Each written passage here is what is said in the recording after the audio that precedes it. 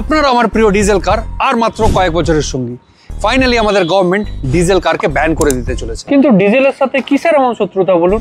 Mister Nitin Gadkari recently জানিয়েছেন যে সব মেজর মেট্রো সিটি থেকে ডিজেল কারকে ফাইনালি বাই বলার সময় এসে গেছে। কিন্তু ডিজেলের সাথে এরকম পার্সিয়ালিটি কেন? यार ऐसे गेम में चीटिंग होगी ना तो मैं नहीं खेलूंगा, मैं जा रहा हूँ। इंसाफ होगा। নাম্বার 1, একটা পেট্রোল ইঞ্জিনের চেয়ে একটা ডিজেল ইঞ্জিন অনেক বেশি পলিউশন ছড়ায়। এই ডিজেল ইঞ্জিনের এমিশনে নাইট্রোজেন অক্সাইড ও পার্টিকুলেট ম্যাটারের পরিমাণটা অনেক বেশি, আর এটা এয়ার পলিউশনের ক্ষেত্রে একটা অত্যন্ত ইম্পর্টেন্ট রোল প্লে করে। পয়েন্ট নাম্বার 2, গভর্নমেন্টের ফোকাস ইন্ডিয়ার অটোমোটিভকে মাচ গ্রিনার ইভি সেগমেন্টে শিফট করতে।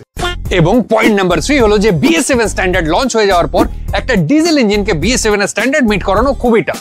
এটা ইকোনমিক্যালি একদমই জাস্টিফাইড নয়। মহারাষ্ট্র গভর্নমেন্ট এনকারেজ করছে তাদের অটোমোটিভ ইন্ডাস্ট্রিকে গ্রিন এনার্জিতে ট্রান্সফর্ম করতে। তবে 1 মিনিটের এই ছোট্ট রিলে এত ডিটেইলড ইনফরমেশন দেওয়া পসিবল নয়। আপনারা যদি এই বিষয়ে আরো ডিটেইলে জানতে চান আমাদের কমেন্টে জানান। আর বাংলায় এরকমই অটো রিলেটেড কন্টেন্ট আরো দেখতে চাইলে ফলো ও সাবস্ক্রাইব করুন বেকারকে। আর ভিডিওটা ভালো লাগলে লাইক করে শেয়ার করুন সেই বন্ধুর সাথে যে অটো জগতের খুঁটিনাটি ইনফরমেশন রাখতে ভালোবাসে।